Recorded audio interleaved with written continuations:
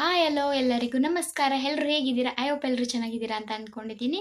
ನಾನು ಕೂಡ ತುಂಬ ಚೆನ್ನಾಗಿದ್ದೀನಿ.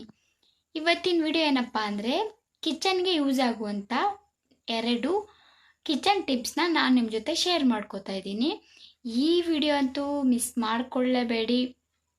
ಕಡೆ ತನಕ ಈ ವಿಡಿಯೋ ನೋಡಿ.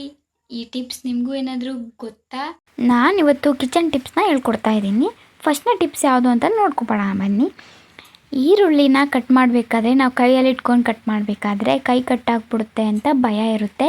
ಬೇಗ ಕಟ್ ಮಾಡೋಕ್ಕೆ ಕೂಡ ಆಗ್ತಾ ಇರಲ್ಲ ಅಲ್ವಾ? ಅದರಿಂದ ನಾನೊಂದು ಸಿಂಪಲ್ ಟಿಪ್ಸ್ನ ನಿಮಗೆ ಶೇರ್ ಮಾಡ್ಕೋತಾ ಇದ್ದೀನಿ. ಈ ಟಿಪ್ಸ್ನ ನೀವು ಫಾಲೋ ಮಾಡಿದ್ರೆ 5 ನಿಮಿಷದಲ್ಲಿ 50 ಈರುಳ್ಳಿ ಕೂಡ ನೀವು ಹಚ್ಕೋಬೋದು. ಯಾವುದೇ ರೀತಿ ಟೆನ್ಷನ್ ಇಲ್ಲದೆ. ಯಾವ ರೀತಿ ಅಂತ ನೋಡೋಣ ಬನ್ನಿ. ಈ ರೀತಿ ಒಂದು ಸ್ಪೂನ್ ತೊಗೊಂಡ್ಬಿಟ್ಟು ಇದನ್ನು ಚುಚ್ಕೊಬಿಟ್ಟು ಈ ರೀತಿ ಹಚ್ಚೋದ್ರಿಂದ ಬೇಗ ನಾವು ಈರುಳ್ಳಿನ ಕಟ್ ಮಾಡ್ಬೋದು. ಕೈ ಕಟ್ಟಾಗುತ್ತೆ ಅನ್ನೋ ಕೂಡ ಭಯ ಕೂಡ ಇರಲ್ಲ. ತುಂಬ ಈಸಿಯಾಗಿದೆ. ಈ ಟಿಪ್ಸು ನನಗಂತೂ ತುಂಬ ಯೂಸ್ಫುಲ್ ಆಗಿದೆ. ನೀವು ಕೂಡ ಈ ಟಿಪ್ಸ್ನ ಫಾಲೋ ಮಾಡಿ. ಹಾಗೆ ಈ ಟಿಪ್ಸ್ನ ನೀವೇನಾದರೂ ಫಾಲೋ ಮಾಡಿದರೆ ಹೌದು ನನಗೂ ಗೊತ್ತು ಅಂತ ಕಮೆಂಟ್ ಬಾಕ್ಸಲ್ಲಿ ಕಮೆಂಟ್ ಮಾಡಿ. ಇಷ್ಟೇ, ಎಷ್ಟು ಈಸಿಯಾಗಿ ಬೇಗನೆ ಕಟ್ ಮಾಡ್ಬೋದು ನೋಡಿ ಈರುಳ್ಳಿನ. ನಾನು ಒಂದು ಈರುಳ್ಳಿನ ಮಾತ್ರ ಹಚ್ಚಿ ತೋರಿಸಿದ್ದೀನಿ. ನೆಕ್ಸ್ಟು 2ನೇ ಟಿಪ್ಸ್ ಏನಪ್ಪ ಅಂದರೆ, ಚಮಚ ಇಡೋಕ್ಕೆ ಈ ಬಾಟಲ್ನಿಂದ ಚಮಚ ಸ್ಟ್ಯಾಂಡ್ನ ಮಾಡೋಣ.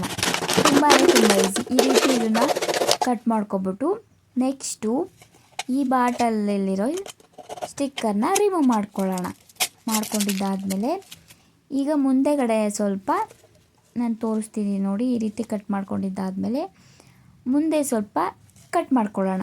ಆ ರೀತಿ ಅಲ್ಲಿದೆಯಲ್ವ, ಅಷ್ಟಕ್ಕೆ ಅಲ್ಲಿ ಗೀರಿರುತ್ತೆ, ಅಷ್ಟಕ್ಕೆ ಕಟ್ ಮಾಡಿಕೊಂಡ್ರೆ ಸಾಕಾಗುತ್ತೆ. ಈ ರೀತಿ ಕಟ್ ಮಾಡ್ಕೊಂಡಿದ್ದಾದಮೇಲೆ ನೆಕ್ಸ್ಟು ನಾವೇನು ಮಾಡಬೇಕು ಅಂದರೆ, ಇಲ್ಲಿ ಸ್ವಲ್ಪ ಹೋಲ್ ಮಾಡ್ಕೋಬೇಕು ರೌಂಡಕ್ಕೆ. ಕೆಳಗಡೆ ಚಾಕುನ ಬಿಸಿ ಮಾಡ್ಕೊಂಬಿಟ್ಟು ಹೋಲ್ ಮಾಡ್ಕೊಂಡು ಬಂದಿದ್ದೀನಿ.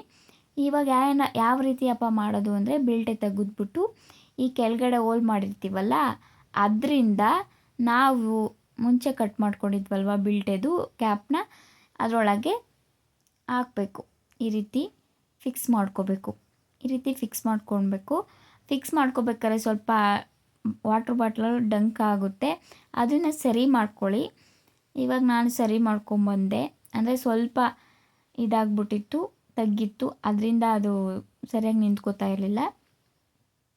ಇವಾಗ ಅದನ್ನೇ ಮಾಡ್ಕೋತಾ ಇದ್ದೀನಿ. ನೆಕ್ಸ್ಟು ಎಲ್ಲ ರೆಡಿ ಆದಮೇಲೆ ಯಾವ ರೀತಿ ಕಾಣುತ್ತೆ ನೋಡಿ. ಈ ರೀತಿ ರೆಡಿಯಾಗಿದೆ. ತುಂಬ ಚೆನ್ನಾಗಿದೆ. ಈ ರೀತಿ ಚಮಚಗಳ್ನೆಲ್ಲ ಸ್ಟೋರ್ ಮಾಡಿ ಇಟ್ಕೋಬೋದು. ಅಂದರೆ ದೊಡ್ಡ ಸ್ಪೂನು ಸೌಟು ಇರೋ ಹತ್ರ ಎಲ್ಲ ಇದ್ದರೆ ಚಮಚಗಳು ಬೇಗ ಸಿಗಲ್ಲ. ಅದರಿಂದ ಈ ರೀತಿ ಚಮಚಗಳೆಲ್ಲ ಒಂದು ಸಪ್ರೇಟ್ ಮಾಡಿಕೊಂಡ್ರೆ ತುಂಬ ಯೂಸ್ ಆಗುತ್ತೆ. ಇವೆರಡು ಟಿಪ್ಸು ನಿಮಗೆ ಇಷ್ಟ ಆಗಿದ್ರೆ ಪ್ಲೀಸ್ ನಿಮ್ಮ ಅನಿಸಿಕೆಗಳನ್ನ ಕಮೆಂಟ್ ಮೂಲಕ ಕಮೆಂಟ್ ಮಾಡಿ ಅಂತ ಹೇಳ್ತಾ, ನೋಡಿದ್ರಲ್ವಾ 2 ಕಿಚನ್ ಟಿಪ್ಸು ಯಾವ ರೀತಿ ಇತ್ತು ಅಂತ. ಐ ಹೋಪ್ ಈ ವಿಡಿಯೋ ನಿಮ್ಮೆಲ್ರಿಗೂ ಇಷ್ಟ ಆಗಿದೆ ಅಂತ ಅಂದ್ಕೊಂಡಿದ್ದೀನಿ.